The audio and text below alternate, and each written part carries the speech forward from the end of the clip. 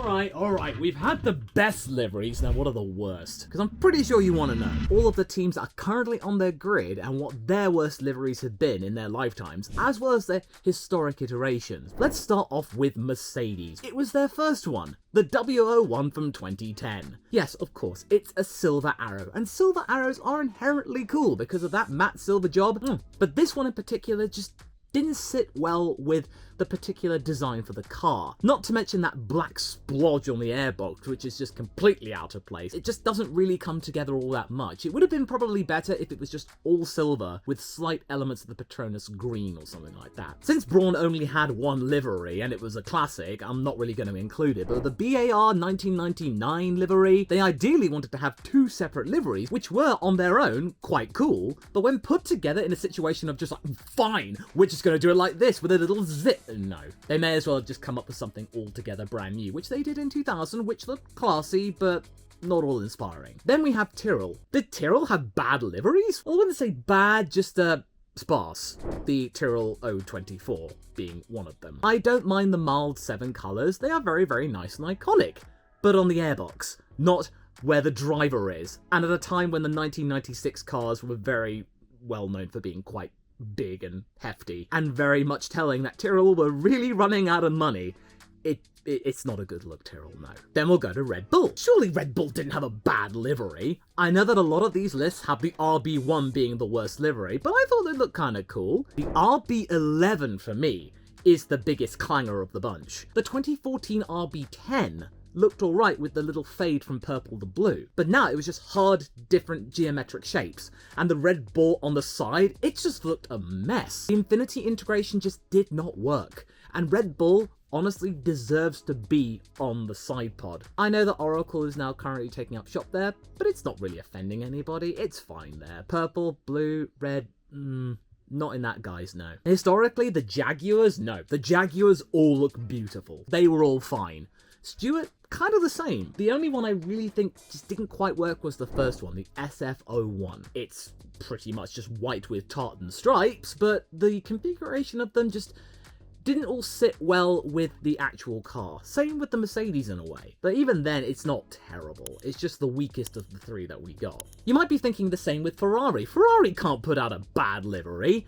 No, they can't. It's mostly red with black or white elements, and then it looks okay. But there are times when the Ferrari livery looked either very, very sparse, or they look completely bunched up on a very small car, like the 1983 Ferrari. The Ferrari 126C3 to me just looks really, really bunched up together.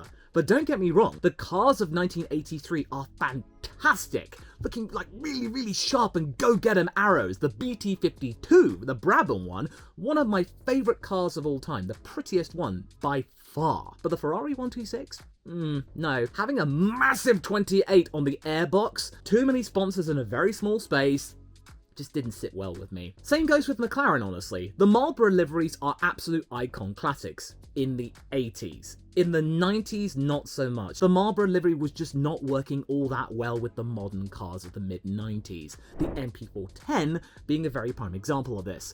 It was a very, very hefty looking car. There was something not quite right there. The 1995 and 96 cars, it just didn't sit right with the Marlboro design. When they went to West, yes, it looked very good, and they were able to reinvent themselves. The 1995 car, for me, just showed that I think Marlboro's time was up. Alpine, there's not really much choice to have here, but I would have to say last year's A522, that wasn't the best out of the ones that we've got. The A521 Design Classic, it's my favourite Alpine livery because it's a gem. In terms of the actual design what we got the following year when BWT came along, it's quite clear that corporate meddling got in the way of innovative livery design. I'm glad that Alpine have money and BWT have sort of become a guilty pleasure amongst the F1 community. This time around, didn't work so well. This year's version is okay, it has improved that integration, but not by that much to make it all forgiving. The Renault era, oh easily, the R29. The fact that Mild 7 disappeared and ING came in, it could have worked okay. It did work okay with the dark blue elements in 2007, 2008, but then, not to mention with the whole Crashgate thing, it sort of became tainted, that livery design, and then the loss of blue, it was just white, light yellow and orange. It didn't work well in that configuration. They were desperately clinging on to their championship-winning livery design, except with white primarily and an orange lion. No, they really needed to change. And when they did change in 2010, that was an okay livery. Nice bit of yellow and black there, the colours of Renault. Then the Benetton. You might be thinking the 2001 Benetton, which was just blue and a little bit of dark blue for elf. I would say the B196. Why would you say that one? Well, again, the 1996 cars were not good looks, but I understand why they were there. They were there in the interest of safety and head protection from the side, but they kind of went a little bit too far, don't you think? The B196 though, with its massive sponsors, everything was just bunched together, especially in the wake of losing Michael Schumacher. They needed to get some money quickly. This was definitely the death knell of Benetton being at the top of Formula 1. Yes, they managed to get the Ferrari refugees with Jean Alesi and Gerhard Berger together for a couple more seasons, but realistically, they were just showing that they were very much needing sponsorship cash, and yeah, again, it's a very messy look. Alfa Romeo, kind of hard really, they've all been pretty good, but I suppose the first one, which is kind of like the transitional year between Alfa Romeo and Sauber, is the 2018 one. It was very, very plain, and the Alfa Romeo integration could have been better. It was a little bit simplistic, but I'm not going to go too harsh on Alfa, it was always looking very good. Sauber though, can't really say that all that much. The C24 of 2005. That one was a bit of a hodgepodge. Sauber actually innovated the whole idea of having the bull on the airbox. I don't know why I posed myself there, but there you go. But it was a design classic and lasted for a very long time and still does kinda to this day with Red Bull. When they lost that plum when Red Bull came in, they then had to find other sponsors, and putting Credit Suisse on the airbox at the top was just a little bit too cluttered. It was a bit of a shadow of its former self in terms of an iconic design of having dark blue, the yellow Red Bull logo, and then the green of Petronas on the bottom. They really needed to think of something else.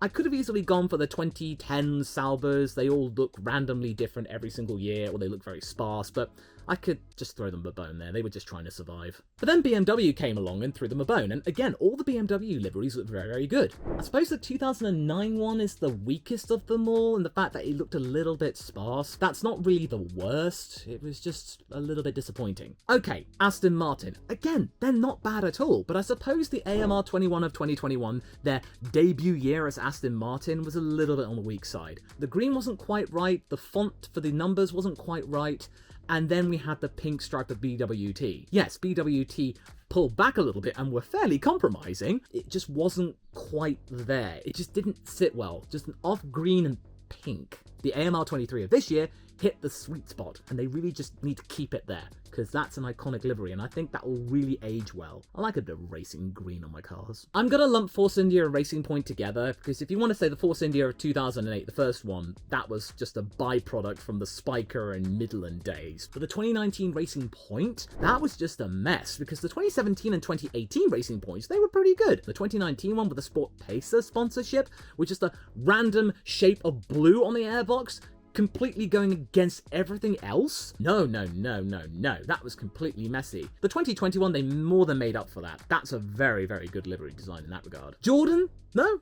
Jordan? Very, very hard. It was actually kind of difficult to pick one that was really disappointing or the worst, because the Jordan 191, that is a sweet gem. The Benson and Hedges designs? Yeah, they were good. 1992 to 94? A little bit anonymous, but okay. But I would suppose that the EJ13, the 2003 Jordan, was a very major sign that Jordan was on the way out. And this was the last year they had Benson and Hedges as a sponsor. Not to mention the yellow and black motif was just not as good as it could have been. The 2004 Jordan, that looked much better by keeping the black all the way across the bottom of the design, instead of it just stopping on the side pod and not even in an interesting configuration or anything like that. It was just a sign of very, very desperate times for Jordan, and it was just not one of their best. The Haas one, they've all been okay. I would say probably the worst one really is the VF19, the 2019 Haas, the one with Rich Energy on it. Why don't I like it? I mean, I love the gold and black configuration. It was just what it stood for. It just stood for the fact that Haas made a really, really bad decision, a very hasty one, desperate for cash, and they didn't realize who they were getting into bed with. So I think it was just a very massive mistake that Haas made, and yeah, it just was not quite as iconic as the John Player Specials, or even the Renaults and Lotuses of the early 2010s. AlphaTauri? Oh, easy. This year's. Oh, no, no, no. The fact that Orland's come in and now demanding to have their red on what was otherwise a very iconic design with the dark blue and white of a fashion-inspired major brand of a team?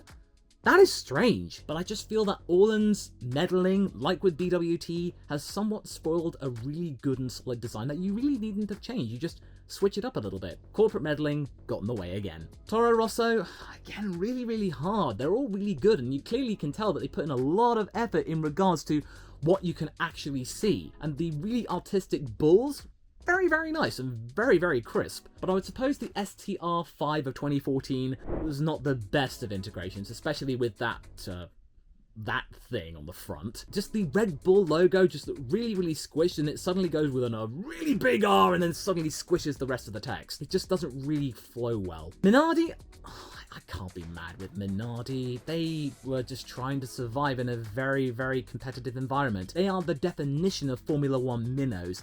I can't believe they survived for that long, and they still technically are around to this day. How long for, I'm not quite sure. They were just trying to make do with what sponsors they had. Now, with Williams, the 2019 one. Need I say more, right?